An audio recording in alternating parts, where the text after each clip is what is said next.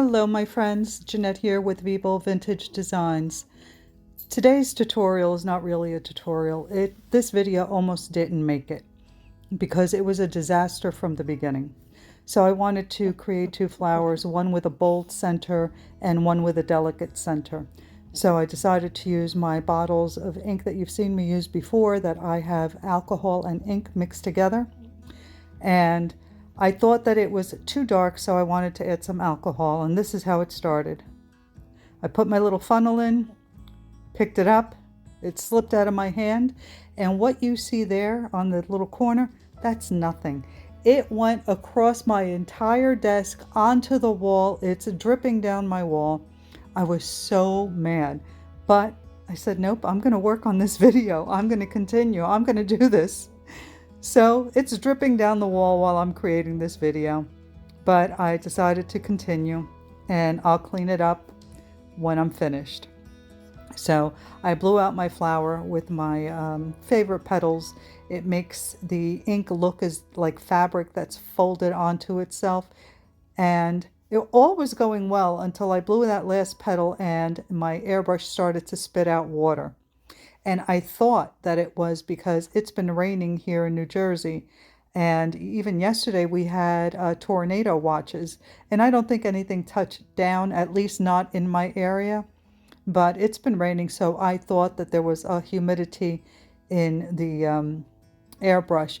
Even though I have this huge dehumidifier down in my studio. So I didn't understand what was going on, but I didn't think too much about it because I was more concerned with the ink that's running down my walls.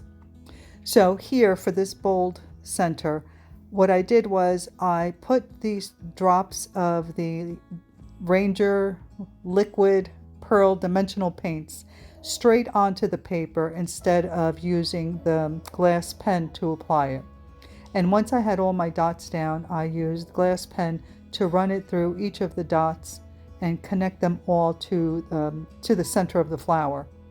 And once I was finished, I added a few more wherever I thought I needed one. And this creates some really thick lines and some big dots. And it's a nice effect if you like that big bold center. And then I put a little bit of the gold and the lavender down on my palette and use a glass pen to put little dots in between just to fill in the area.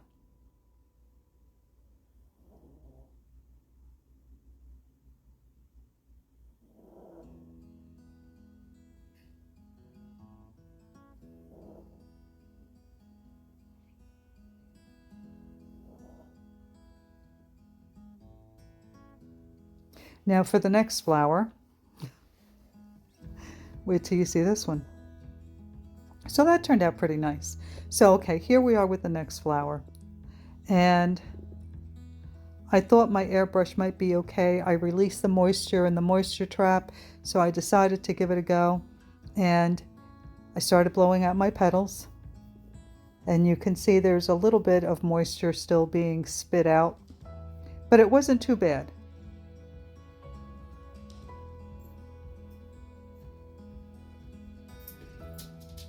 And the flower was turning out really nice. And there were a few lines in there from the water that I wasn't so crazy about, and I don't think that you can see them in the video. But I said, let me grab my the Ranger hand blower. Maybe I can blow out some petals instead of using the airbrush.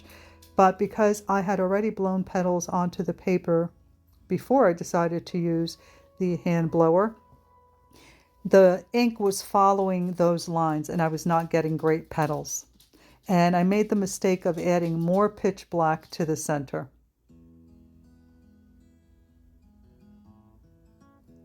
So you can see that my lines are really, my flowers are following the lines. I'm getting some weird petals. It's just not going well. I continue to try.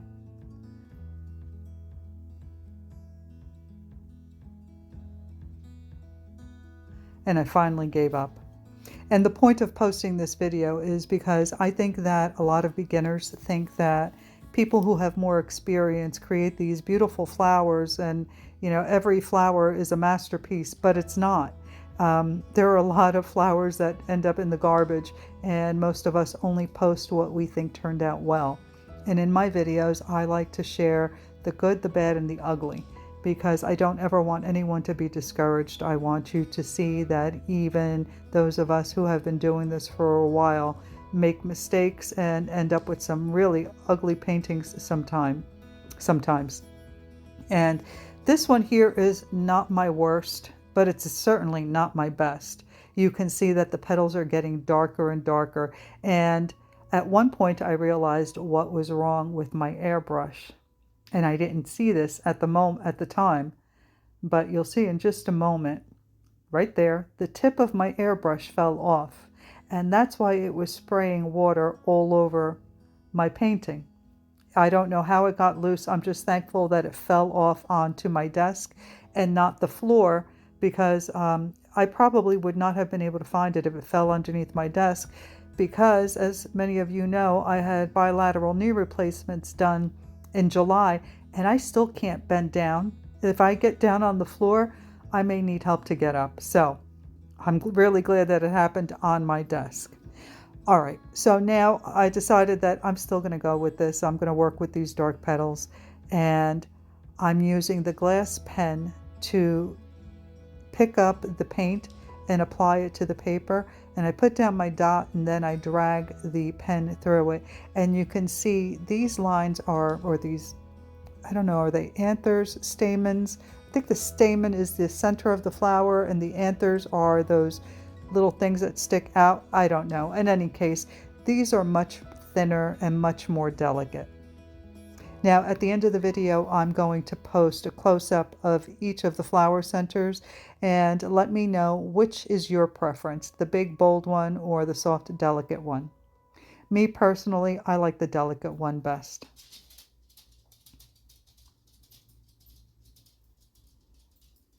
All right, we're getting close to the end here. Again, I just wanted to show you that those of us who have been doing this for a while have disasters happen to us all the time. So I don't want anyone to ever get discouraged. Check out the description box for links to the products used. And if you enjoyed this video, got a laugh out of it, let me know. Give me a thumbs up. Consider subscribing. And thank you so much for watching. I will see you in the next one. Bye.